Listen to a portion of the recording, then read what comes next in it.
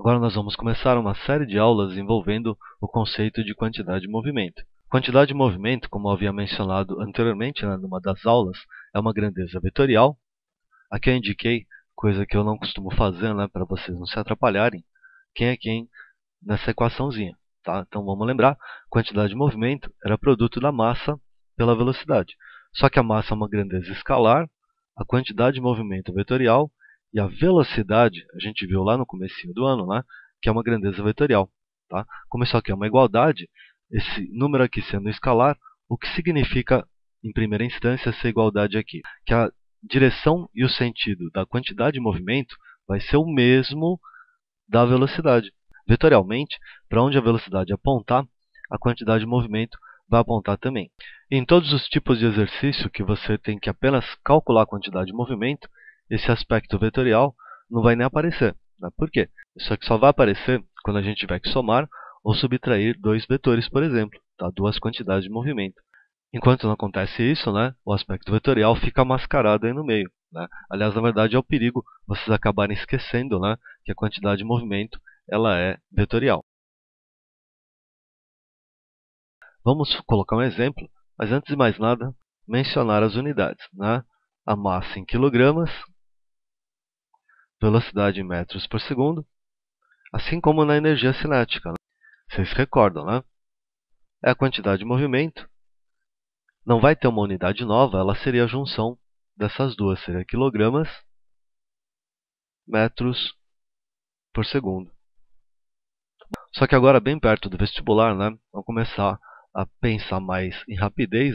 Então, por exemplo, se a questão pedir para vocês calcularem a quantidade de movimento, você teria aqui nesse exemplo, transformar a massa para quilogramas e a velocidade para metros por segundo.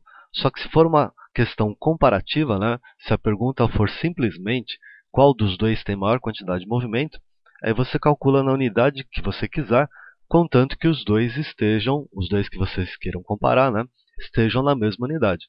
Aí vamos tentar entender isso aí. Aqui, por exemplo, se a pergunta fosse, eu tenho um carro de 1 tonelada com velocidade de 72 km por hora e um trator de 4 toneladas com velocidade de 36 km por hora. Se a pergunta fosse qual dos dois tem maior quantidade de movimento, se não fosse perguntado qual é a quantidade de movimento, eu calcularia simplesmente a quantidade de movimento do carro, chamar de QC, Posso colocar do jeito que tiver. Massa em tonelada, 1 vezes a velocidade, 72. A quantidade de movimento do carro seria 72. Na verdade, nem interessaria a unidade, mas seria quilômetros por hora tonelada, algo do tipo. Ao passo que a quantidade de movimento do trator seria, basta tomar o cuidado de verificar o seguinte: se a massa do carro está em tonelada, a do trator também deve estar, 4. Se a velocidade do carro está em km por hora, a do trator também, 36.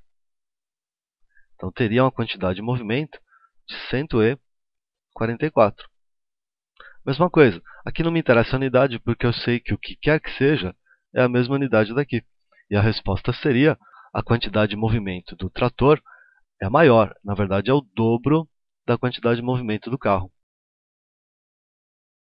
Se eu tivesse que efetivamente calcular a quantidade de movimento, a VUNESP gosta disso, por exemplo, se fosse perguntado o valor da quantidade de movimento, eu teria que pegar para o carro, por exemplo, passar a massa para quilos, 1 tonelada, 1000 quilos, vezes, e a velocidade para metros por segundo, dividindo por 3,6, seria 20.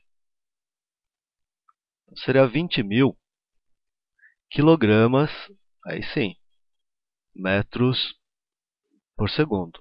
Aí eu estou calculando a quantidade de movimento na unidade oficial do Sistema Internacional, tá bom? E eu faria o mesmo para o trator, Quantidade de movimento do trator seria, massa eu passo para quilogramas, 4.000, 4 toneladas, vezes 36 km por hora, que é a velocidade, dá 10 metros por segundo. Isso já é manjado pra caramba, Então seria 4.000 vezes 10, 40.000. E a unidade de quilogramas metros por segundo. Tá bom? Como eu tinha falado para vocês, né, eu fiz esse exemplo aqui de dois modos diferentes e em nenhum momento apareceu o aspecto vetorial. Por quê? Porque na verdade eu não tive que calcular, por exemplo, a variação da quantidade de movimento, que é o que a gente vai fazer em seguida.